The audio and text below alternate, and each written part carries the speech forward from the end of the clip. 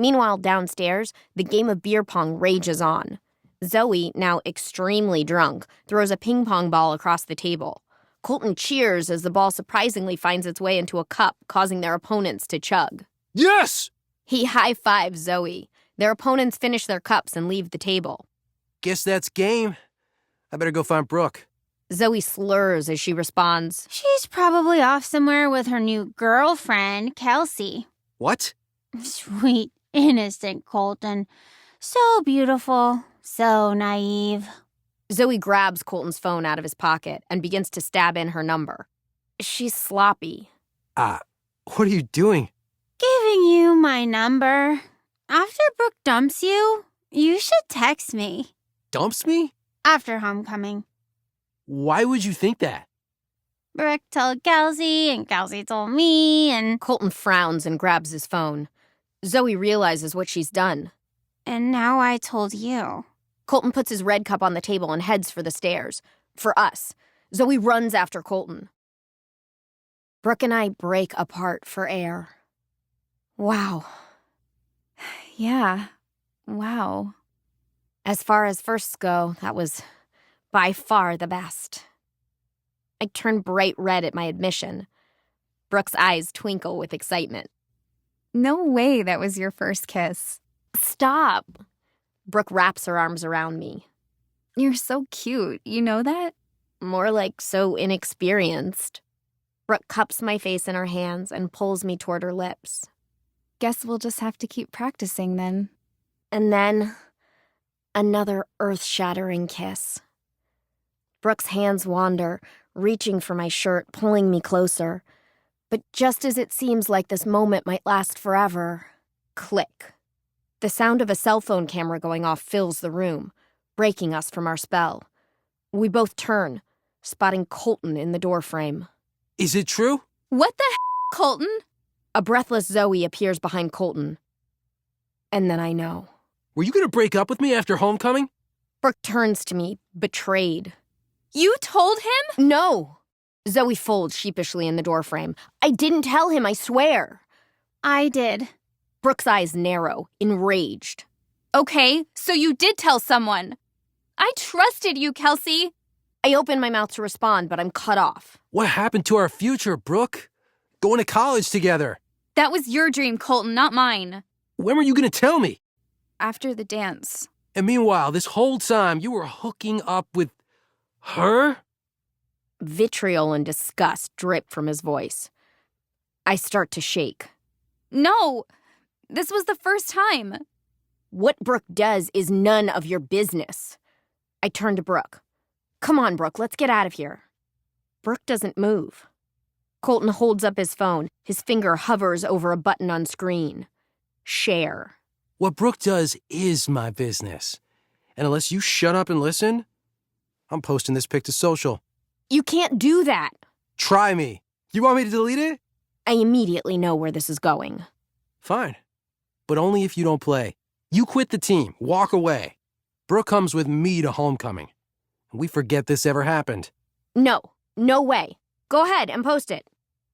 Brooke turns to me, pleading. Kelsey, I'm not ready for that yet. You don't get to decide that for me. But he does?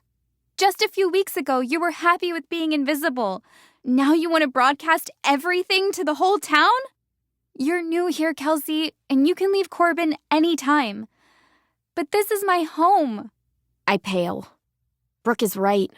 So, what's it gonna be, Covington?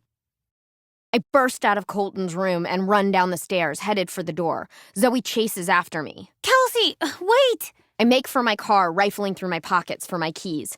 Zoe runs up behind me. Kelsey, please just let me explain. You're my friend and... Am I?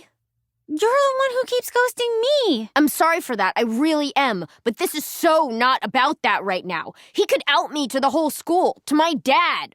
I just wanted... To ruin everything for me? To be noticed. I find my keys. And pause. My whole life, I've tried so hard to fit in.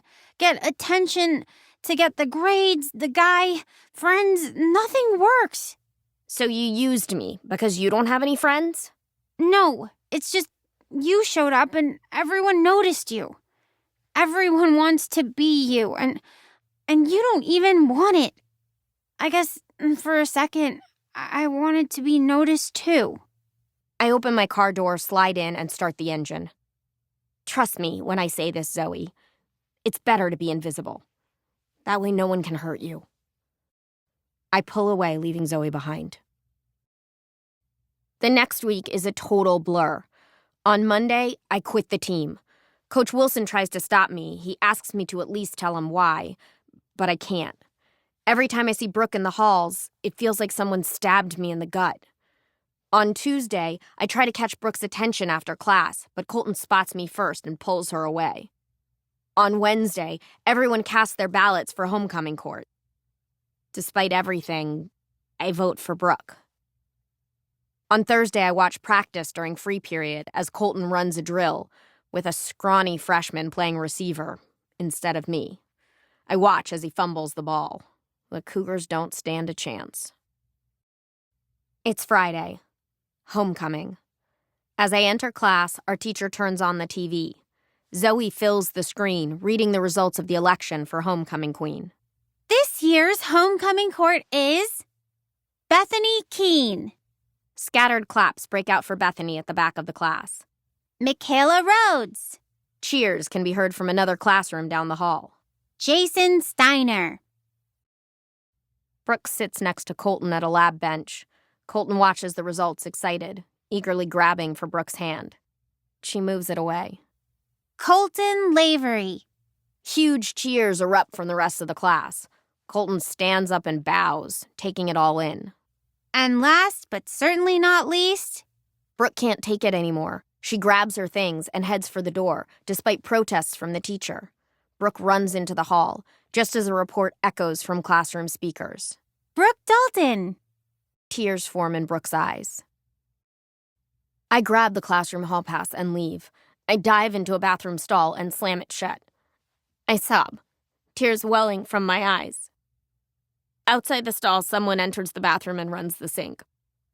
I try in vain to silence my tears, but it's too late. Everything okay in there? I laugh through my tears. Not exactly.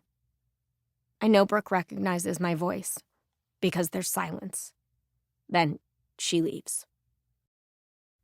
I sit across from my dad, an untouched milkshake and plate of fries in front of me. I can see my dad eyeing me between bites of his burger. You haven't touched your milkshake. Where are your fries? Not hungry. You need your strength for the big game tomorrow. I shoot him a confused look. Since when does he care? I'm not playing. This catches him off guard. Why not? I shrug. Isn't that what you wanted? He studies me. Is this because of that boy? Did he do something, Kels? I scoff. It's not because of a boy. I keep my gaze distant. I fiddle with one of the fries on my plate. It's because of a girl. My dad nods, not quite getting it. Girls can be mean, especially at this age. He takes another bite of his food. Whoever your friend is, she'll get over it. She's not my friend. He slows his chewing. She was more than my friend. He takes this in. Dad, it's never going to be about a boy. Don't you get it? He nods, then wipes his face with a napkin. I wait, expectant, bracing for the worst. Boy, girl, football, no football. I just want you to be happy, Kelsey. I know I haven't done a great job of being your dad these past few years. Do you think you could ask your boss for a transfer? Like, to anywhere else? I can try, but is that really what you want, Kels?